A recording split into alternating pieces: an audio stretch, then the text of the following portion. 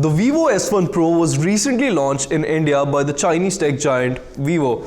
Now, just because it's the latest smartphone launched by Vivo in the country, that doesn't necessarily mean that it's the best Vivo phone out there.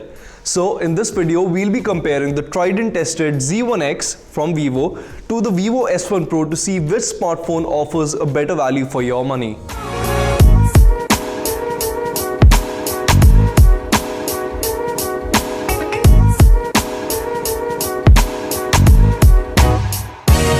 Hey guys, I'm Pratik from Mr. Phone, and before we get on with the video, how about you hit the bell icon and also subscribe to our YouTube channel so that you don't miss out on any awesome tech content that we put out.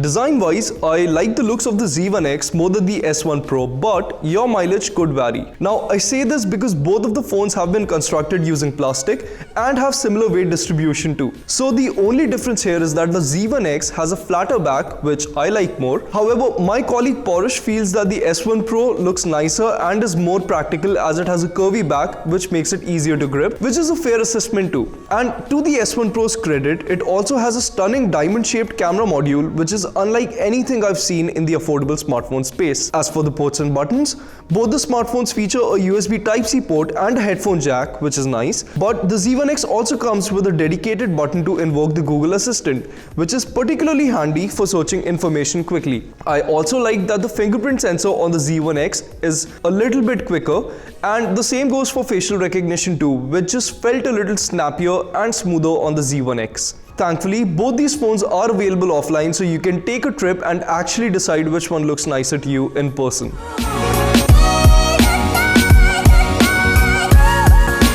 If you watch a lot of movies on the go and want the best possible display on your next phone, then you can't go wrong with either of the two phones we have here today. Both the Z1X and the S1 Pro feature a 6.38-inch Super AMOLED panel with a halo view notch at the center. Moreover, both the screens offer a screen-to-body ratio of 90%, come with Widevine L1 certification, and let you stream HD content from apps like Netflix. So, if the display is a priority for you, then both the phones have you covered.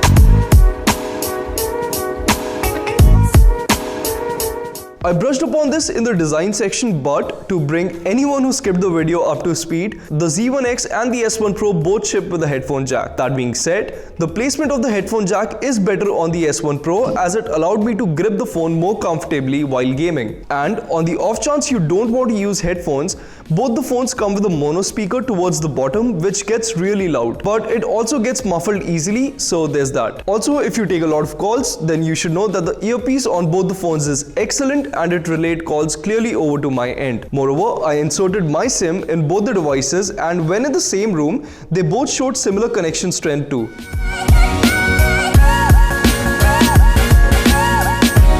So far, both the phones have been neck and neck, but that changes now. You see, the S1 Pro features a Qualcomm Snapdragon 665 processor, which works alongside 8GB of RAM and 128GB of built-in user expandable storage. The Z1X, on the other hand, comes with a more powerful Qualcomm Snapdragon 712 processor, which has been paired to either 4GB RAM and 64GB storage or 6GB RAM and 128GB storage. Even with 2GB less RAM at its disposal, the Z1X is simply a better performing smartphone, be it playing intensive games like PUBG, running synthetic benchmarks, or just using the phone in general. The Z1X offered a much smoother experience. As for the software, both the phones run a custom skin of FunTouch OS version 9 on top of Android Pie. Therefore, you'll get similar software experience on both the devices. I'd also like to point out that both devices come with support for Project Treble, meaning they should, at least in theory, receive updates quickly.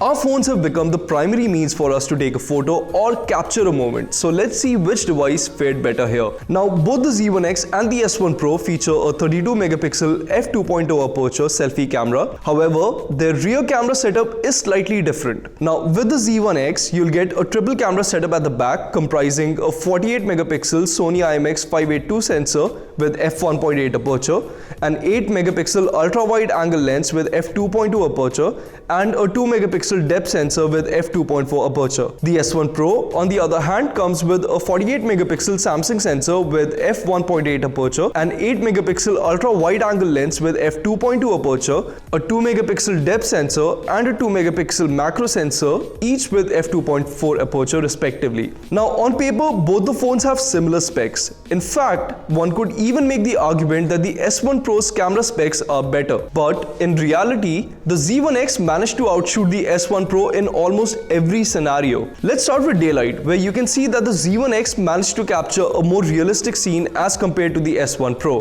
which oversaturated the image quite a bit. Honestly, the shot from the S1 Pro makes it seem like there was a lot of sunlight, but if you live in Gurgaon, then you know just how foggy and grim it has been in the past few days. Furthermore, the sensor details from the Z1X are noticeably better too, which can be seen if you zoom into the bushes at the center or the trees in the background. In terms of low light, the Z1X has a clear edge once again, as not only did it compose the image better, as there's very little lens flaring in the bulbs on the big J alphabet, but it also managed to bring out more details from the shadows, which can be seen on shot number 2. Zoom into the background or the ceiling and you'll notice objects which are otherwise hard to make out from the S1 Pro's photo. Also, unlike the S1 Pro, you get a dedicated night mode with the Z1X, which literally makes a day and night difference in the shots. The Z1X clicks better photos with its wide-angle shooter too. The S1 Pro's shot has clipped highlights towards the top left of the frame. The Z1X's photo, on the other hand, has better dynamic range and much better details, be it along the edges, the bushes near me, or the trees. When it comes to taking close-ups, the Z1X takes the lead yet again, as the images clicked from the phone's main camera outputted better details, a more natural bokeh effect, and more realistic colors. The S1 Pro's camera blotches up the reds and struggle to differentiate between petals in the yellow flower too. However, the S1 Pro does let you get much closer to the subject, so for macro photos, the smartphone is a clear winner. When it comes to clicking portrait shots from the rear camera, both the S1 Pro and the Z1X managed to click similar looking images with some minor differences. In the end, Z1X's photo looked more appealing to me, as it showed a consistent skin tone and the edge detection was slightly cleaner too, as it didn't blur the edges of my hoodie all that much. Now, what if you want to shoot cinematic videos from your phone?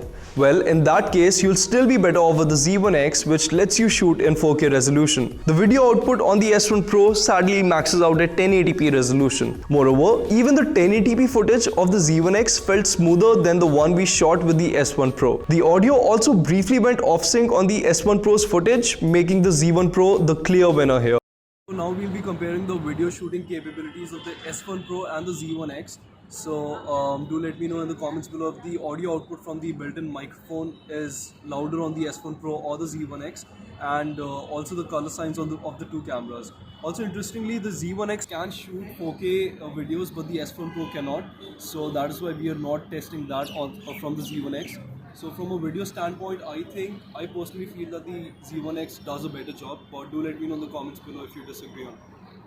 The S1 Pro gets back in the race with its front-facing camera, which clicked more aesthetically pleasing photos during daytime. The sensor details were the same on both the phones, however, the color science is slightly more realistic on the S1 Pro. Unfortunately, the S1 Pro cannot take portrait selfies, something which the Z1X can, so the matchup evens out here.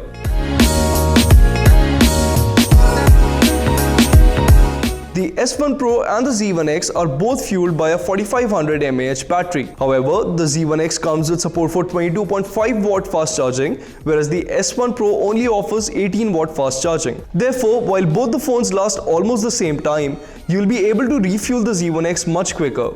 To put this in numbers, the Z1X charged completely in 1 hour and 30 minutes, whereas the S1 Pro took 2 hours to charge its battery completely.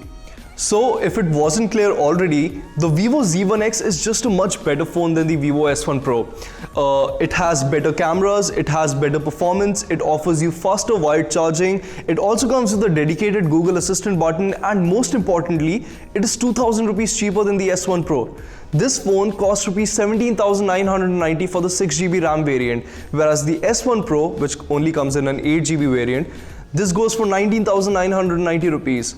Now, unless you really like taking macro shots, I say go for the Z1X. It's a clear winner here. So yeah, do let me know in the comments below if you enjoyed this comparison, and make sure to stay tuned to our YouTube channel for more awesome tech content. Until next time, this is Prateek from Mr. Phone signing off.